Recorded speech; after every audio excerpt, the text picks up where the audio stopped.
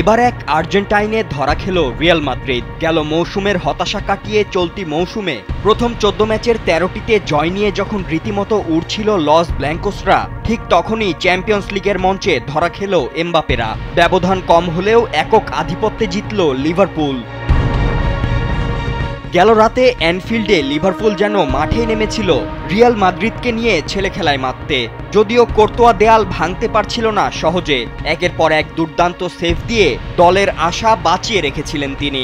তবে বল দখলে ৬৩% পিছিয়ে থেকে লিভারপুলের একের পর এক শট ঠেকিয়ে দ্বিতীয়ার্ধে ক্লান্ত অভিশ্রান্ত বেলজিয়ান গোলকিপার ভুল করে বসেন। আর সেই সুযোগ নেয় আর্জেন্টাইন মিডফিল্ডার অ্যালেক্সিস ম্যাকঅ্যালিস্টার। তার অ্যাক্রোবেটিক হেডে চ্যাম্পিয়ন্স লিগের প্রথম মুখোমুখিতে লিভারপুলের কাছে ১-০ গোলে পথ হারায় রিয়াল মাদ্রিদ।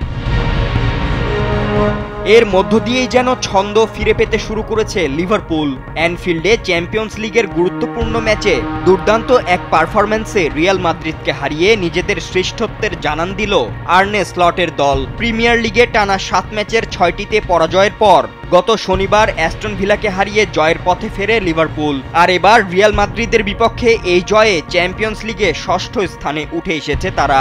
সমান পয়েন্ট নিয়ে গোল ব্যবধানে এগিয়ে ৫ম স্থানে রিয়াল মাদ্রিদ। ফাতিন ইশরাক, কালবেলা।